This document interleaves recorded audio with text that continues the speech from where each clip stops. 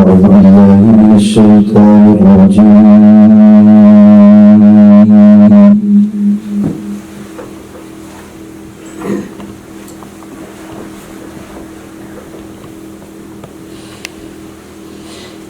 بسم الله الرحمن الرحيم.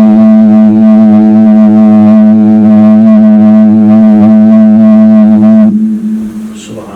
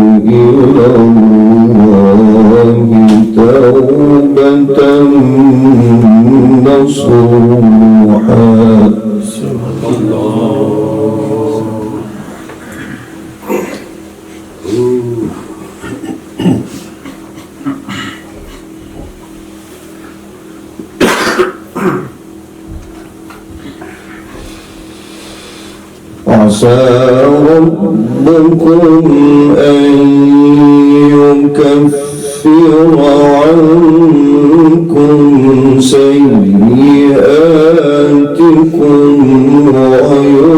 ويدخلكم جنات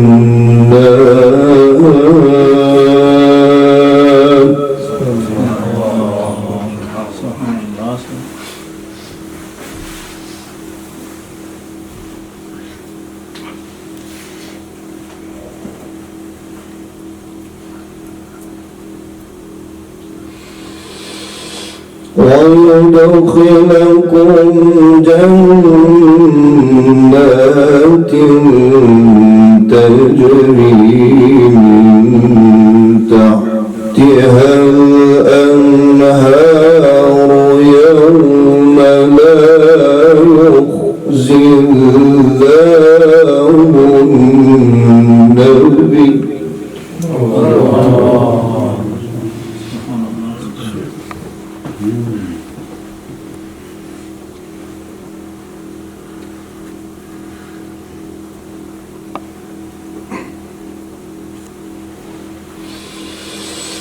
يوم لا يخزي الله النبي والذين آمنوا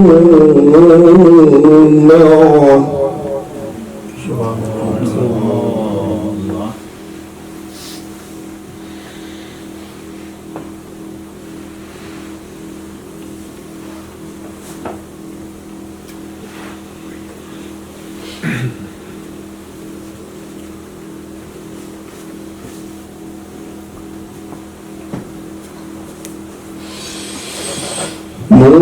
نورهم يسعى بين أيديهم وبأيمانهم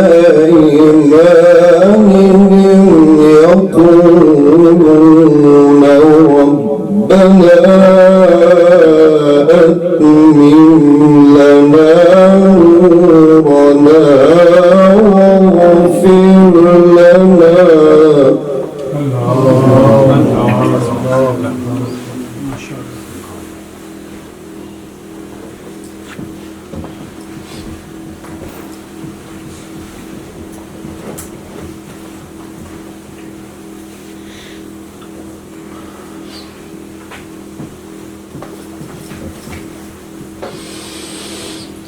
يقولون ربنا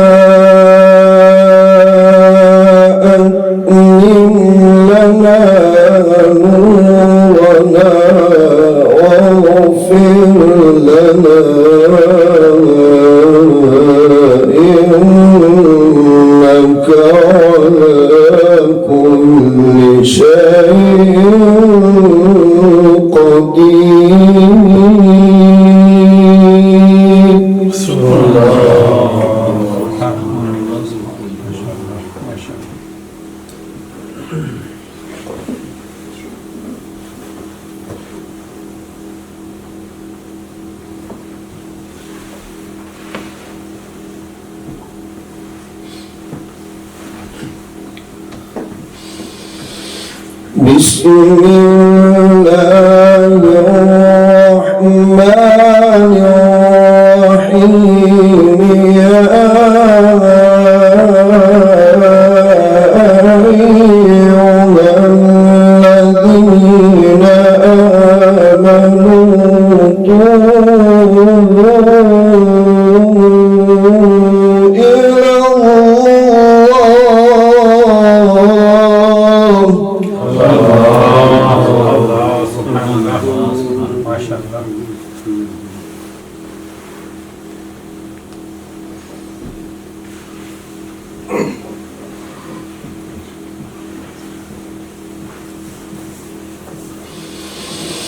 بسم الله الرحمن الرحيم يا أيها الذين آمنوا توبوا إلى الله توبة نصوحا.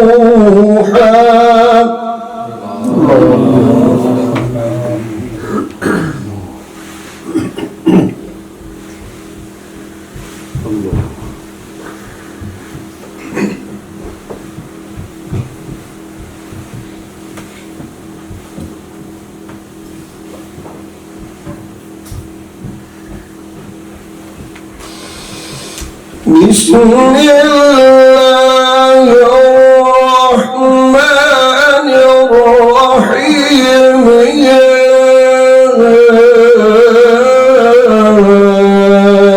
أيها الذين آمنوا توبوا إلى الله توبة نصوحا.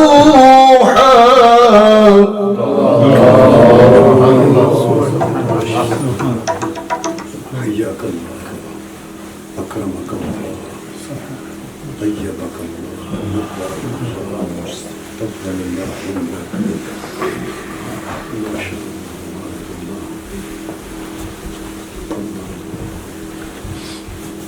سبحانك.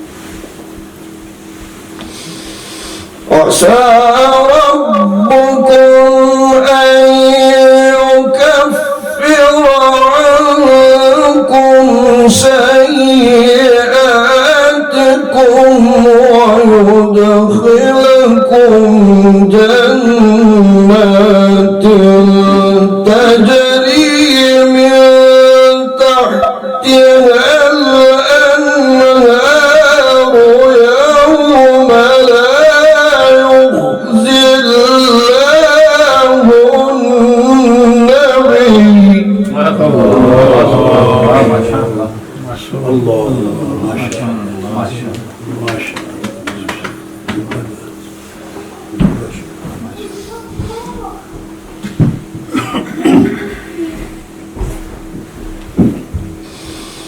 يوم لا يخزي الله النبي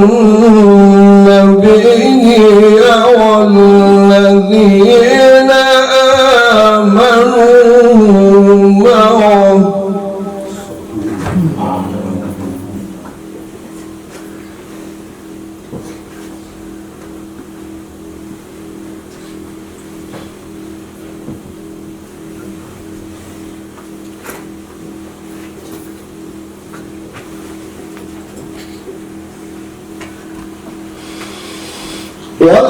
والذين آمنوا معه نورهم يسعى بين أيديهم وبأيمانهم يقولون ربنا أتمم لنا نورنا واغفر لنا.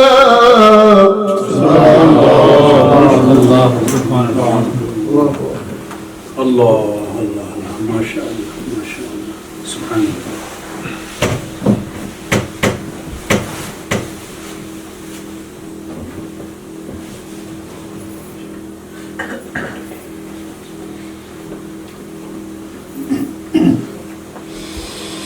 يقولون ربنا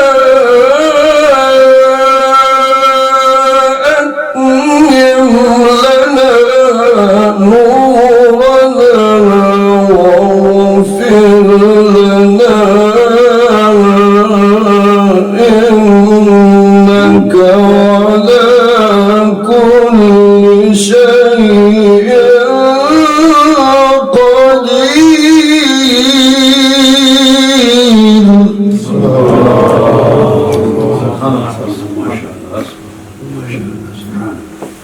أحسنت أحسنت أكرمك الله.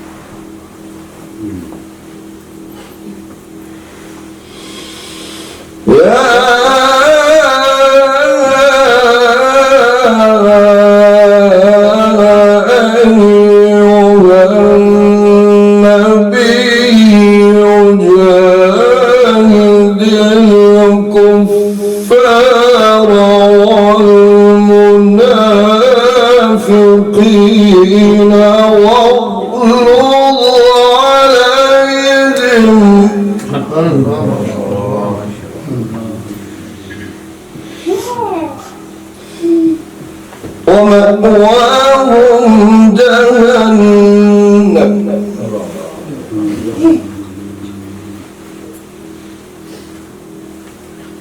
وبئس المصير.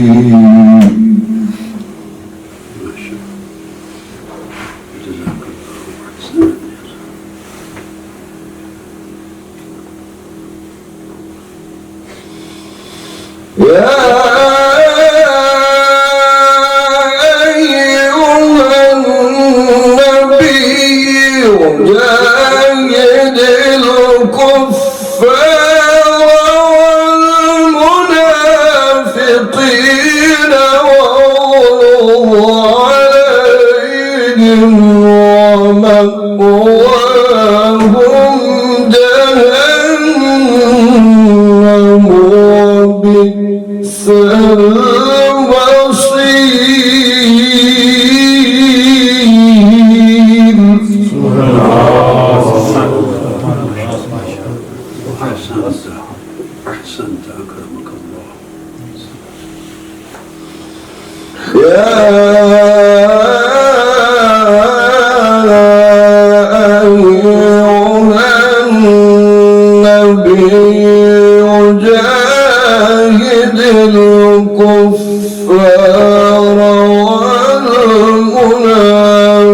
المنافقين واغلظ عليهم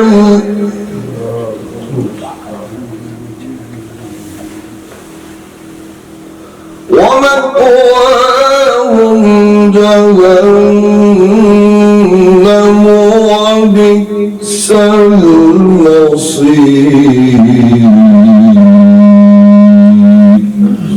صدق الله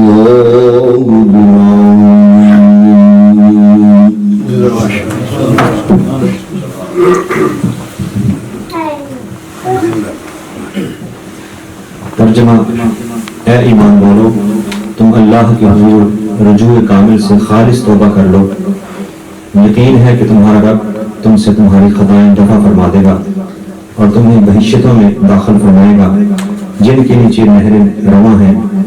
जिस दिन अल्लाह अपने नबी सल्लल्लाहु अलैहि वसल्लम को और उन अहले ईमान को जो उनकी ज़ाहिरी और बातिनी माहियत में है रुसवा नहीं करेगा। उनका नूर उनके आगे और उनके दाईं तरफ रोशनी देता हुआ तेजी से चल रहा होगा। वो अर्ज करते होंगे, ऐ हमारे रब, हमारा नूर हमारे लिए कामिल मुकम्मल फरमा दे और हमारी मग़फ़िरत फरमा दे, बेशक तो हर चीज पर कादिर है। ए नबी मुकर्रम सल्लल्लाहु अलैहि वसल्लम, आप इन काफिरों और मुनाफिकों से जिहाद कीजिए जिन्होंने आपके खिलाफ जारहियत, फितना, फसाद और साजिशों का आवाज कर रखा है, और उन पर सख्ती फरमाइए और उनका ठिकाना जहन्नम है और वो क्या है बुरा ठिकाना। فأتيت إلى حبيبي يا قلب ورزقا صلي على محمد السلام عليك يا رسول الله السلام عليك يا حبيبي يا نبي الله السلام عليك يا رسول الله السلام عليك يا حبيبي يا نبي الله يا رسول الله قلب بالحق تعلق وبغار حراء تألق يبكي يسأل خالقه فأتاه الوحي فأشرح اقرأ اقرأ يا محمد السلام عليك يا رسول الله السلام عليك يا حبيبي يا نبي الله السلام عليك يا رسول الله السلام عليك يا حبيبي يا نبي الله يا رسول الله يا طيبة جدك صبا لرسول الله محبا من روضة سكنت روحي وجوان الهادي محمد يا طيبة جدك صبا لرسول الله محبا من روضة سكنت روحي وجوان الهادي محمد السلام عليك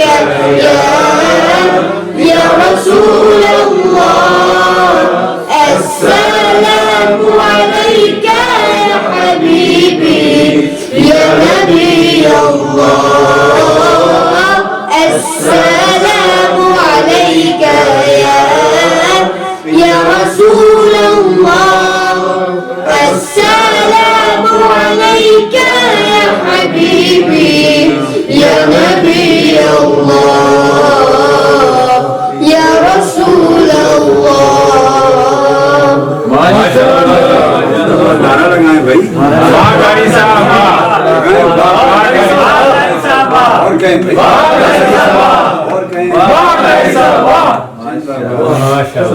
माशाअल्लाह, जिंदाबाद, क्लैपिंग करें इसकी।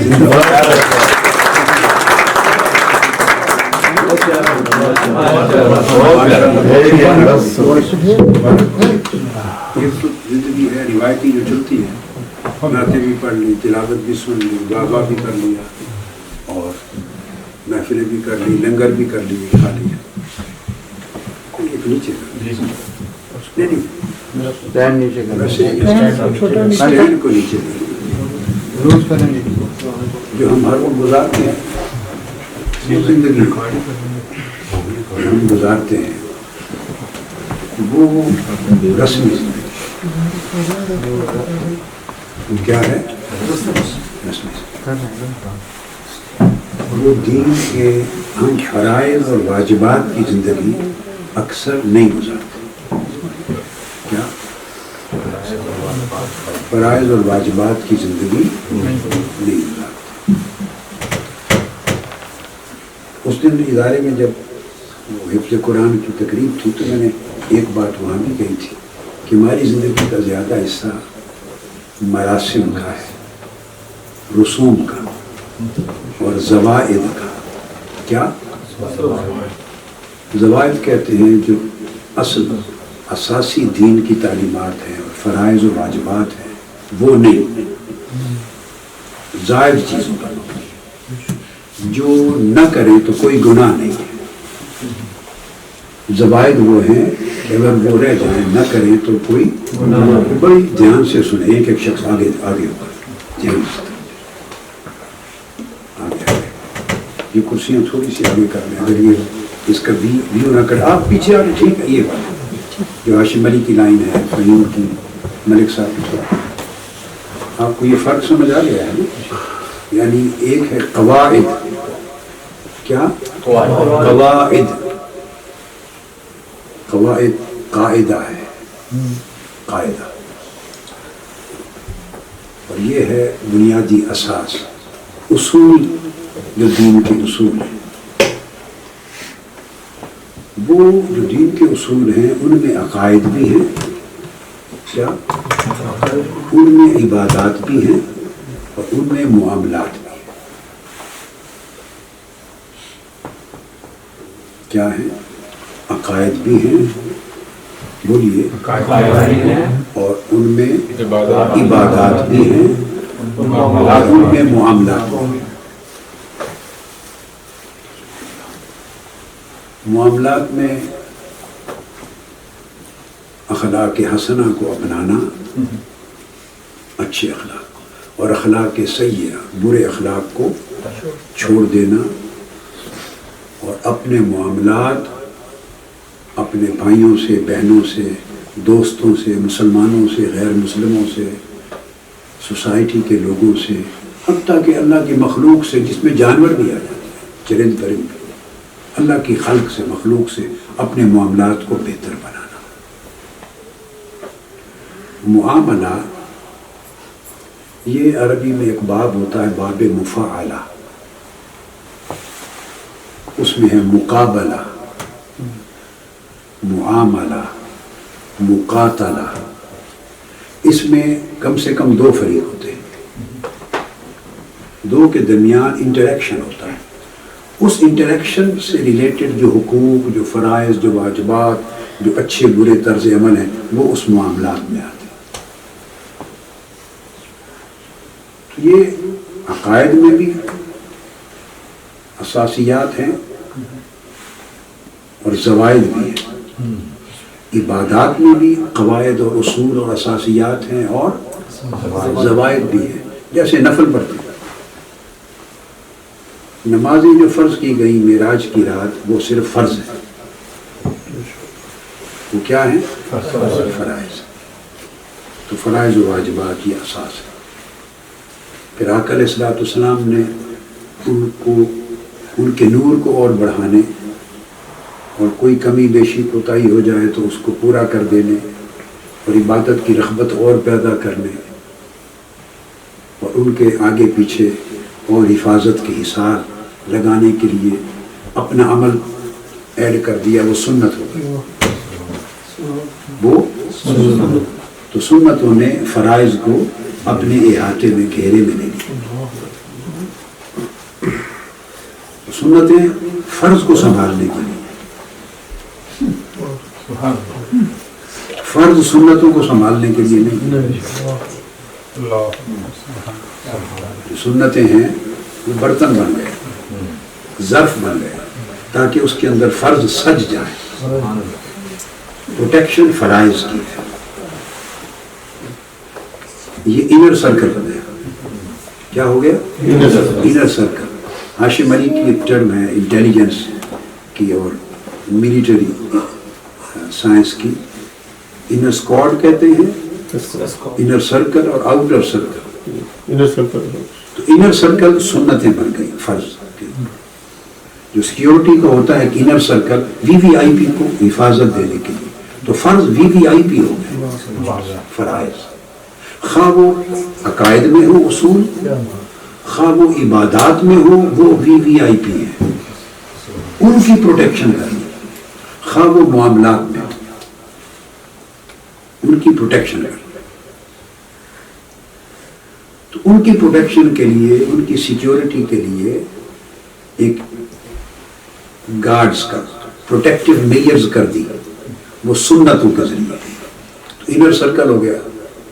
پھر اور آقا علیہ السلام نے ایڈ کر دیا، نوافل دے دیے، وہ زوائد ہے، وہ آؤٹر سرکل ہو گیا. اب ہماری زندگی کیا ہو گئی ہے، عقائد میں بھی عبادات میں بھی، عبادات پہ تو اتنا زور نہیں ہے مگر عقائد میں اور عبادات اور معاملات میں. پھر وہ جو آؤٹر سرکل ہے نوافل، وہ بھی وہ ہیں کہ جن کی کوئی اصل ہے، جن کی آقا علیہ السلام نے کبھی کیا چھوڑ دیا یا ترغیب دے دی، عمل میں اس کی مل گیا، سلف صالحین نے کیا، تو کوئی نہ کوئی اصل وہ بن گئی، تو وہ زوائد شرعیہ ہو گئے. زوائد شرعی زوائد ہو گئے. ہم اس پر بھی نہیں رکے، ہم رہ رہے ہیں ان زوائد سے بھی آخر، جو مباح زوائد ہیں، جو کر لیں تو حرج کوئی نہیں، تو اس میں کئی اچھائیاں ہیں، کئی بھلائیاں ہیں، اور ان کے اندر کئی اجزاء مل کے باعث اجر و ثواب کام بھی بن جاتے ہیں. نہ کریں اور پوری عمر بھی نہ کریں تو کوئی گناہ نہیں، کیونکہ وہ مطلوب نہیں ہے شرعی طور پر، ان کا حکم نہیں ہے.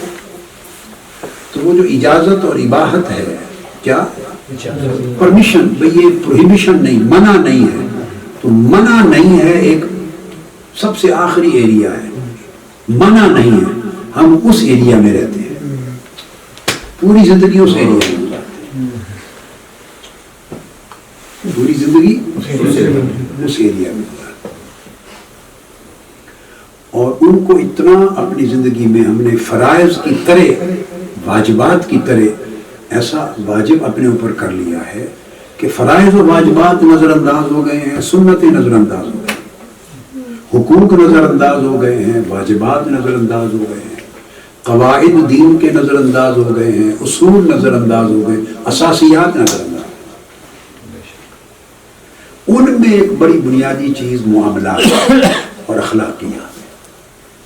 کیا جب ان کو کرتے ہیں، اخلاقیات اور معاملات عبادات کے ساتھ کمپیئر کرتے ہیں، تو ذہن میں رکھ لیں کہ فرائض، نماز، روزہ، حج، زکوٰۃ، جو فرائض ہیں، جو فرائض کا بھی سیرا ہے، فرائض و واجبات میں بھی جو ان کا سیرا اور ان کا رأس ہے، ان کا چوٹی کی چیز ہے، نماز، روزہ، حج، زکوٰۃ. ان کے حکام کو بھی قرآن مجید پڑھیں تو ان کا بھی ایک آبجیکٹو رکھا ہے، اور آبجیکٹو اصلاح احوال ہے.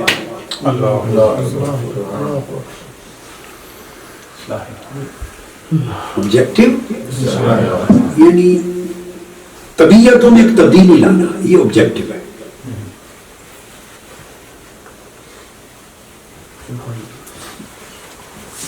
نماز کا بھی حکم دیا ہے، تو نماز تو سب سے اونچی عبادت ہے، تو اس کا بھی حکم یہ دیا ہے، اس لیے فرض کی گئی ہے تاکہ بعض بری چیزوں سے بچائے اور اچھی چیزوں کی رغبت پیدا کرے.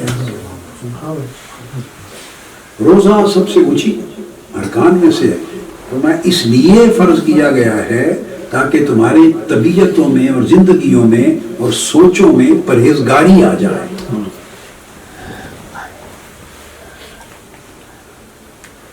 یعنی اگر سوچ میں وہ تبدیلی نہیں آتی اصلاح کی، جو سوچ کی اصلاح نہیں کرتی عبادت، اور طرز عمل کی اصلاح نہیں کرتی، اور جو ہیومن بیہیویئر ہے اس کے اندر اصلاح نہیں کرتی، اور ایک دوسرے کے ساتھ معاملہ ہے، اس کے اندر تمہارے دلوں کو اور طبیعتوں کو صاف نہیں کرتی، وہ طبیعتیں اپنی سوچوں اور خواہشات پر اگر جمی رہنی ہے اور اڑی رہنی ہے تو عبادات کا بھی فائدہ کوئی، صرف فرض اتر جائیں گے، فرض کا بوجھ اتر جائے گا، اس سے کوئی نور اور خیر اور نفع مزید حاصل نہیں ہوگا۔ جواب دہی سے بچ جائیں گے کہ پڑھ لی تھی نماز، کیا اس نے نماز چھوڑی نہیں، پڑھ لی، مگر چاہیں کہ اس کے بعد اس کے اور فوائد ہوں، تو جو آبجیکٹو اللہ نے اور اللہ کے رسول نے فکس کیے ہیں وہ آبجیکٹو اگر پورے نہ ہوں تو پھر وہ بھی جسم ایک بن جاتا ہے جس کو اٹھا کے پھر رہے ہیں لیکن اس سے ہم حاصل کچھ نہیں کر رہے۔ تو جب عبادات اور معاملات کو دیکھتے ہیں، اس لیے دین میں، شریعت میں، حدیث کی کتب اور فقہ کی کتابوں میں جتنا کنٹینٹس ہیں اس کا والیوم اور کنٹینٹس کو دیکھیں تو 90% معاملات کے چیپٹرز ہیں اور صرف 10% عبادات کے چیپٹر، یعنی کلمہ شہادت توحید اور رسالت کی شہادت تو عبادات میں نہیں، یہ تو عقائد میں عقیدہ کی فرع آگے وہاں سے شروع ہوتا ہے، اس کے بعد کل 4 چیزیں ہیں، نماز، روزہ، حج اور زکوٰۃ۔ جب آپ اس سے آگے گزرتے ہیں تو سب معاملات شروع ہو جاتے ہیں اور 100 چیپٹرز ہوتے ہیں، کچھ ان کے ساتھ ملے ریلیونٹ اور ملا کے 10% عبادات پر ہے اور 90% معاملات کی اصلاح ہے۔ گویا عبادات کا بھی جو ڈائریکشن ہے وہ یہ کہ ہم ان کے نتیجے میں ایک ایسا نور حاصل ہو، ان کے نتیجے میں ہماری طبیعتوں میں، ہماری سوچوں میں، ہمارے مزاجوں میں، ہمارے معاملات میں اصلاح ہو جائے۔ تو یہ سارا آ کے کرکس وہاں نکل جاتا ہے۔ جب ہم اصل پر آتے ہیں جو دین کی اصل مطلوب ہے جی، تو وہاں بالکل ہر چیز نکلے، وہاں ساری رسم رواج نے پر کر لیا جگہ، کچھ چھوڑا ہی نہیں ہے، اسپیس ہی نہیں چھوڑی۔ اور جو اصل دین ہے جو ہماری عملی زندگی میں، معاملات کی زندگی میں اور انٹریکشن میں، سوشل انٹریکشن میں، ہیومن ریلیشننگ میں جو دین جھلکنا چاہیے، نظر آنا چاہیے، اس کا وجود کوئی نہیں۔ اس کی جگہ کیا کس نے لے لی ہے؟ ہماری طبیعتوں نے دین کو ریموو کر دیا ہے اور اس کی جگہ ہماری طبیعت، ہمارا مزاج، ہماری سوچ، ہماری برادری، ہماری غیرت، ہماری جو پرسنل سوچ ہے اس کو جو نام بھی دے دیں، اسے اس کے کئی بیک گراؤنڈز ہوتی ہیں، جب آپس میں آپ اکٹھے رہتے ہیں، جوائنٹ جب لیونگ ہوتی ہے، انٹریکشن ہوتا ہے، اس میں اچھائیاں بھی ہو جاتی ہیں اور برائیاں بھی ہو جاتی ہیں۔ شاید یہ بات میں نے کہیں پچھلے دنوں کہی ہے، مجھے اب یاد نہیں آ رہا، اس ادارے کی مجلس میں یا کسی اور جگہ، یا نہیں کہیں ذہن میں نہیں آ رہا، شاید وہاں کہا ہو، اللہ سے تعلق بنانا اور رکھنا آسان ہے، یہ ذکر ہوا ہے کہیں مگر بندوں کے ساتھ تعلق صحیح رکھنا مشکل ہے۔ اللہ تو معاف کر دینے والا، گناہ کیا توبہ کی معاف کر دیا، پھر گناہ کیا ہے؟ اس کو ناراض کرنا، گناہ کیا ہے؟ اس کی نافرمانی کرنا، اس کے حکم کو توڑنا، حدود کو توڑنا، یہی گناہ ہے نا۔ توڑا توبہ کی معاف کر دیا، پھر توڑا توبہ کی معاف کر دیا، 70 بار توڑا، 100 بار توڑا، پھر توبہ کی معاف کر دی، وہ کرتا رہتا ہے۔ بندے کیا کرتے ہیں؟ ایک دوسرے کی حدود توڑتے ہیں مگر معافی نہیں مانگتے، اس لیے وہ رنجش اور غیظ، وہ غصہ، وہ غضب، وہ نفرت، وہ منافرت ایک دوسرے کے خلاف قائم دائم رہتی ہے۔ اس سے ساری طبیعتوں کے اندر خلاصت اور حقد اور حسد اور بغض اور عداوت اور عناد بڑھ جاتی ہے۔ وہ جو عداوت اور عناد ہے وہ پوری سپیس پر کر دیتا ہے، اس میں نور کی، صفا کی، اخلاص کی جگہ ہی نہیں بچتی۔ پھر باقی سارے جو طرز عمل ہیں ہمارے وہ رسمیں رہ جاتی ہیں، اور جو ہم رسمیں کر کر آ کے تو خوش رہتے ہیں پوری زندگی۔ جہاں دین کی اصل روح جو ہمیں جھنجھوڑتی ہے اور ہمارے طرز عمل کو، سوچوں کو، رویوں کو بدلنا چاہتی ہے، وہاں دین کو نہیں آنے دیتے، وہاں طبیعت آ جائے۔ شریعت نہیں چاہیے، وہاں کیا چاہیے؟ طبیعت۔ میری طبیعت نہیں مانی، میرا مزاج نہیں مانی، ہاں جی بس میری سمجھ میں نہیں آتی، میں سوچوں گا۔ جو شریعت جو کہہ رہی ہے وہ اس کو بعد میں جب 11ویں شریف آئے گی تو شریعت کو اس ایک رات کے لیے برکت کے طور پہ سنبھال لیں۔ جب میلاد شریف آئے گا تو وہ شریعت پوری ہو جائے گی، 11ویں شریف شریعت پوری ہو جائے گی، قرخانی کر لیں گے کسی کی شریعت پوری ہو جائے گی، ہماری شریعت یہ رہے گی۔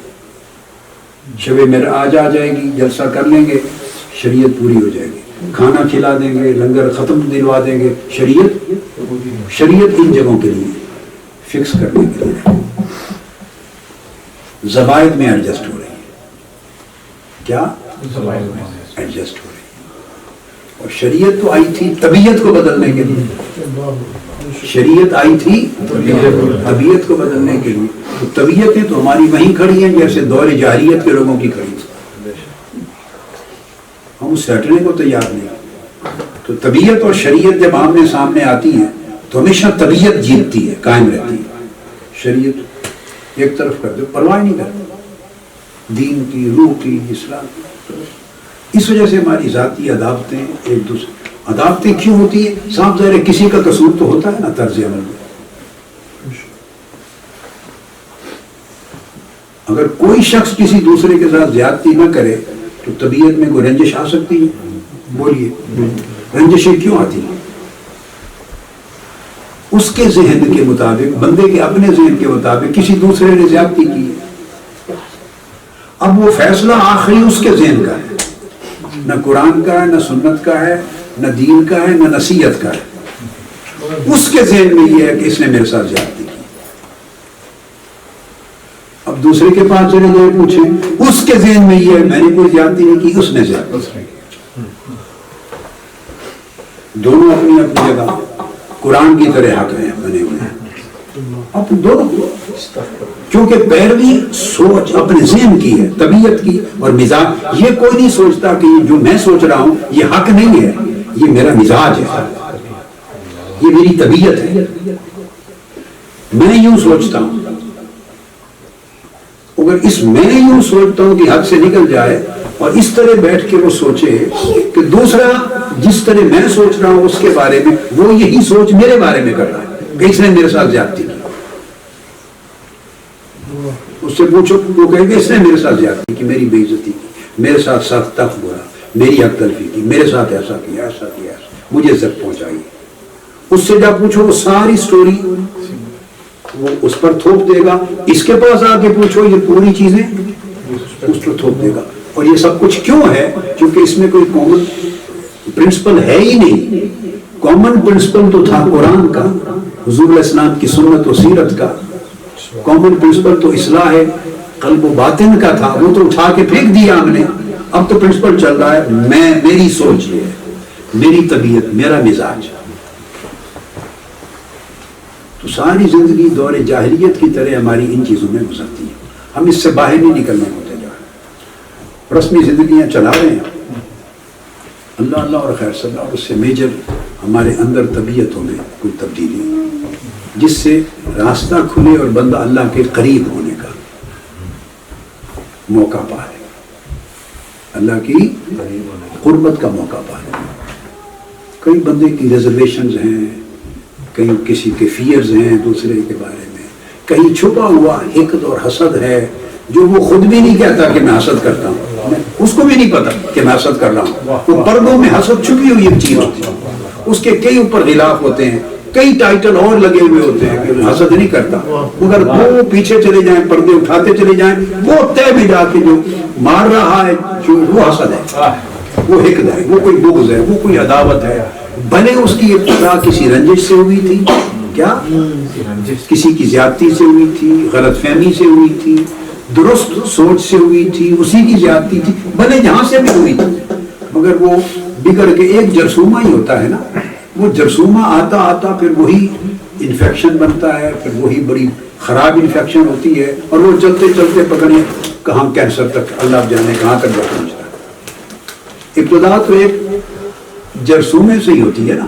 اور پھر آگے بڑھتے بڑھتے کئی سٹیجز آ جاتی ہیں، تو ہم بالکل انہی سٹیجز پر کہیں نہ کہیں ہم پھر رہے ہوتے ہیں۔ اگر ہم اپنی طبیعت میں اصلاح نہیں کرتے تو میں تو ہمیشہ اس بات پہ زور دیتا ہوں، میں تو نہیں سمجھتا کہ ہم نے کچھ خیر حاصل کی ہے۔ باقی رسمی زندگیاں ہیں، فرائض کی ادائیگی ہے، پوچھ گچھ سزا نہیں ہوگی، مگر اللہ کی قربت کا راستہ نہیں کھلتا۔ بندہ پوری زندگی کولوں کے یا کنویں کے بیل کی طرح وہ اسی جگہ ہی گھومتا رہتا ہے، وہ سفر نہیں طے کرتا۔ محنت کرتا رہتا ہے بندہ، مگر وہ محنت جن ایریاز میں جن بیسس پہ کر رہا ہے اس میں اس کا راستہ کھلنا نہیں ہے۔ جو کنویں پر بیل چلتے ہیں یا کولوں کا بیل کہتے ہیں، کنویں پر جو بیل چلتے ہیں وہ ساری زندگی سفر کسی سے کم کرتے ہیں؟ صوفی صاحب سارا دن چلتے ہیں جی، 12 گھنٹے چلتے ہیں نا کنویں پر، مگر ایک فرلانگ بھی سفر کبھی طے کیا انہوں نے؟ وہ اسی طرح گھومتے رہتے ہیں۔ اولیاء صوفیاء نے مثالیں دی ہیں، تو سفر نہیں طے ہوتا کیونکہ ہم نے کھولا ہی نہیں ہے ان کا راستہ، باندھا ہوا ہے اس کو، جکڑے ہوئے ہیں۔ ہم اپنی طبیعتوں کے زنجیروں میں اور طبیعتوں کے سنگلوں میں اور طبیعتوں کے رسوں میں جکڑے ہوئے چل رہے ہیں، ساری زندگی چل کے تھک ہار کے اپنا وقت پورا کر کے چلے جائیں گے تو آگے رستہ نہیں کھلے گا اللہ کی قدرت کی طرف۔ یہ میں نے کہا یہ آپ کا شب برات قریب ہے تو یہ نصیحت کروں، وما علینا الا البلاغ۔ یہ کلمات بھی چڑھا دیں گے، میں نے درمیان میں نام وغیرہ نہیں لیے کیونکہ کانپور وغیرہ کے نام آتے ہیں، میں سوچتا کہ چڑھا دیں، آپ ایڈٹ زیادہ نہ کرنی پڑے، سب کو فائدہ پہنچے۔ اگر آج چڑھا سکے تو اچھا ہے، کل شب برات ہے، پاکستان میں پرسوں آ جائے گی، تاکہ جب ممکن ہے کل ہی ہے لوگ سن لیں۔ تو یہ سب سے بڑی نیکی میں سمجھتا ہوں، سب سے بڑی نیکی وہ ایک دوسرے کے ساتھ جائز رنجش ہو اور اس کو دل و جان سے معاف کر دینا اور کٹے ہوئے رشتے تعلق کو بحال کر دینا۔ یہ معاملات کی دنیا میں سب سے بڑی نیکی ہے، سب سے بڑی نیکی۔ معافی مانگی معاف کر دیں بلکہ الٹا زیادتی کرنے والے سے معافی مانگیں۔ کیا زیادتی کرنے والے سے معافی مانگیں۔ تو میں نے بات یہاں سے شروع ہوئی تھی اتفاقاً، پھر یہ مضمون میں نے کہا کہ میں آپ کو کنوے کر دوں۔ تو کیا آپ میں سے آج ایسے کوئی ہیں جو جتنی میں نے بات سمجھائی تو جو سمجھتا ہے کہ کس دوسرے نے مجھ سے بڑی زیادتی کی ہوئی ہے وہ اٹھ کے اسی سے معافی مانگ لے اور سینے لگ جائے اور دل و دماغ اور زبان ہر چیز سے معاف کر دے، پھر نہ سامنے رکھے نہ کبھی پشت پیچھے رکھے، ایسے سمجھے جیسے خونی بھائی ہے۔ تیزی سے پہلا ٹائم نہیں دوں گا، تو 1 2 3 ایسے ہیں جو بڑھ کے اس کی سبقت لینا چاہیں گے۔ اگر میں نے کسی سے زیادتی کیا تو میں ایسے پوچھنے نہیں، ایسے نہیں، اگر میں نے وہ تو بندہ اٹھ کے اس کے گلے لگ جائے، خود جا کے معافی مانگے تو اٹھ کے خود کرے۔ میں 3 سے زیادہ کو ٹائم نہیں دوں، 3 سے زیادہ کو موقع نہیں دوں، جو لے لے گا رہ جائے گا۔ 3 سے زیادہ موقع نہیں دوں گا، ٹائم شارٹ۔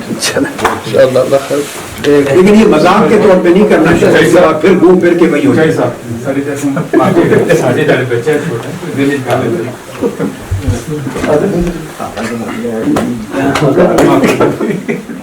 معافی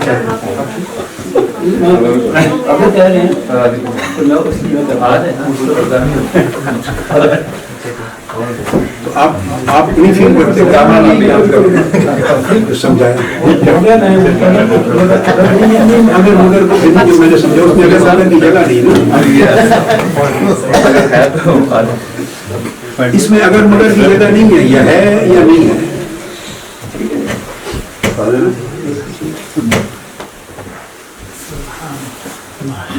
تو کتنے بندوں نے کر لیا؟ میں نے تو سب کو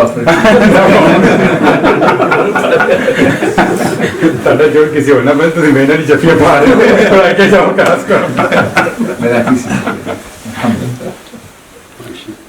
سب سے پہلے یہ اٹھا اور جا کے کامران کو غلام رسول صاحب نے کس کو جا کے پڑھا؟ جزائر سراج. اور تیسرا کون؟ کامران اٹھا چودھری صاحب کے پاس. ملک صاحب بھی مرخلے کو غلام رسول صاحب سے معافی. اچھا. تو دوسرے بھائی نے نہیں معافی مانگی؟ ایک نے تو مانگ لی تو اسی کے رسپانس میں دوسرے نے نہیں مانگی. یہ سب نے یک طرفہ ہی رہا. میں نے بھی سب سے ان سے بھی مانگے. ماشاء یہ ہے کرکس ہے بنیادی طور پر. زندگی میں اس کو ڈالنا ڈیفینیٹلی مشکل ہے. اگر مراتب کسی طرح مشکل کام سے ملتے ہیں. یہ طبیعت کے خلاف جانا ہے. کیا طبیعت کے تو یہی نفس ہے. طبیعت کا جو عنوان ہے نا ایک اچھا سا لفظ ہے, دراصل اس کے پیچھے پورا نفس چھپا ہے. جتنی تربیت ہماری ہو رہی ہے اگر ہم پھر بھی نام بدلیں تو بڑے بدبخت ہیں. اللہ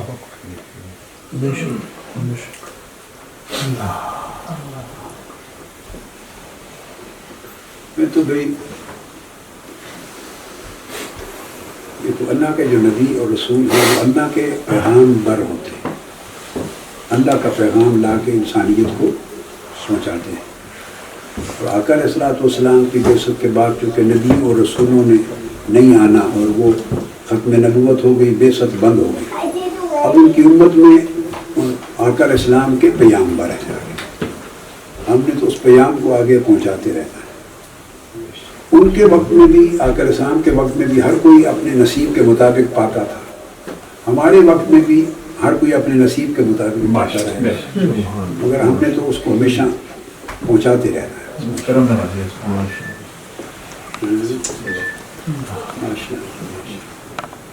سبحان اللہ. چلے کس کی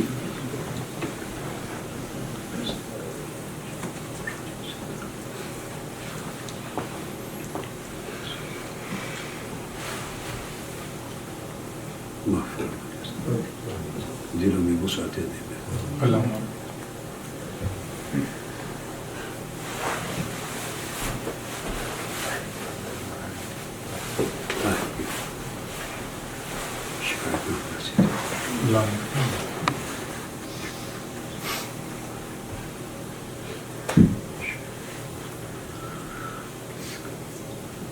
سب پہ کام کرو.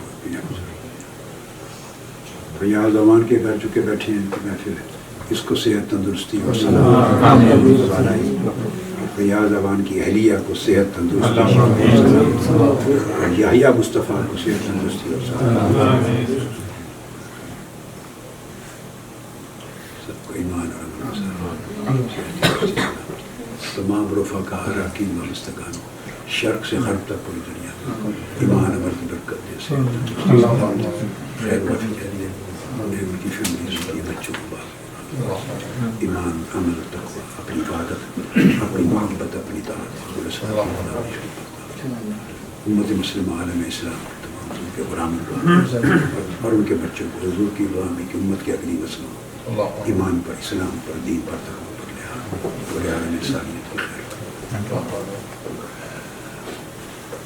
سب کے رزق میں برکت دے, کہ گناہ لے خوشی خطا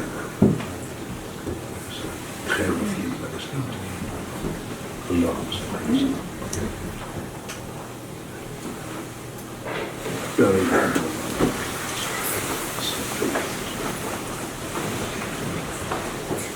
نماز اصل پڑھ لیں.